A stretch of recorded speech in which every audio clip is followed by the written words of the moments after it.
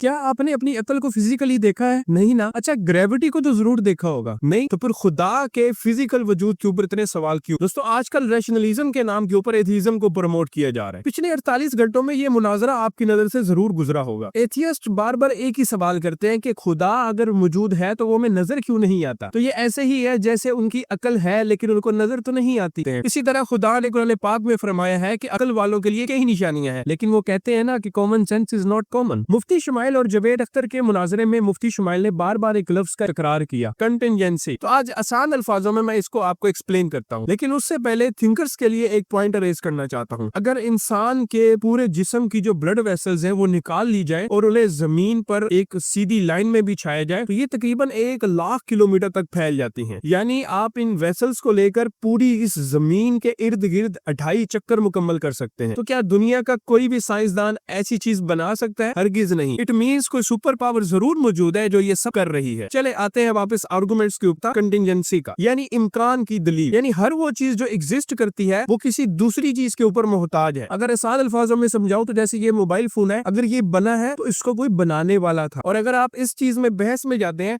तो आप infinite regret का शिकार हो जाएंगे। चले इसको और आसान अल्फाज में समझाता हूँ। जैसे एथियस्ट कहते हैं कि ये जो कायनात है ये खुद नहीं बनी, इसे किसी ने बनाया है, और वो किसी के ऊपर भी सवाल उठाते हैं, यानी अल्लाह ताला को भी नाउज़ुबिल्लाह किसी ने बनाया है। अगर हम ये मान भी लें बात, तो इट मींस जिसने अल्लाह ताला को बनाया है फिर उसका भी कोई ना कोई क्रिएटर होगा, क्योंकि थ्योरी तो यही कहती है। यानी आप एक इन्फिनाइट रिग्रेस में चले जाएंगे जहां पे आपको हत्तुल इम्कान कहीं ना कहीं ये बात माननी पड़ेगी कि कोई ना कोई वाजिबुल वजूद जरूर है, और वो सिर्फ एक ही है जिसने कुरान पाक सूरत इखलास के अंदर फरमाया कुल हुवल्लाहु अहद अल्लाहुस समद। ये जो समद है ये इसकी इंडिकेशन है कि अल्लाह ताला किसी का मोहताज नहीं है, सब लोग अल्लाह ताला के मोहताज है। चले अब जरा दूसरे आर्गुमेंट की तरफ चलते हैं, ये जिसे डिजाइन आर्गुमेंट या लॉजिक ऑफ इंफॉर्मेशन कहते हैं। इन एथियस्ट का ये मानना है कि सब चीज मैटर है, यानी इनके हर चीज खुद ब खुद बन गई। ये तो ऐसे ही है जैसे मैं कह दूं कि मैं हवाई जहाज के पुर्जे आसमान में उछालूं और वो ऊपर जाके हवाई जहाज बन जाए, तो उसके ऊपर ये कहेंगे नहीं नहीं ऐसे कैसे पॉसिबल है। तो जब वो मुमकिन नहीं तो ये जो कायनात जिसकी इतनी फाइन ट्यूनिंग की गई है कि हर चीज अपने प्लेसमेंट और अपने मदार में चल रही है, तो वो बगैर किसी डिजाइनर के कैसे वजूद में आ गई? जब एक सॉफ्टवेयर बगैर किसी प्रोग्रामर के नहीं बनाया जा सकता तो इंसान का डीएनए वो बगैर किसी क्रिएटर के वजूद में कैसे आ गया? और इसी बात को अल्लाह ताला सूरह तूर में फरमाता है कि क्या ये बगैर किसी खालिक के पैदा हुए या ये खुद अपने खालिक हैं? और फिर जवेद अख्तर साहब जिस बात पे बार बार जोर दे रहे थे वो था आर्गुमेंट ऑफ इवल, यानी अगर अल्लाह ताला मौजूद है तो ये जितने जुल्म होते हैं इस कायनात में ये कैसे पॉसिबल है? तो इसका बड़ा ही सिंपल सा जवाब है कि अल्लाह ताला ने इस दुनिया को बकदर एफर्ट रखा है। यानी मैं ऐसा समझता हूँ इंसान जब भी किसी काम का इरादा करता है तो उसके पास दो ऑप्शन आ जाती हैं कि आया वो उसे करना चाहिए या उसे छोड़ देना चाहिए। सेम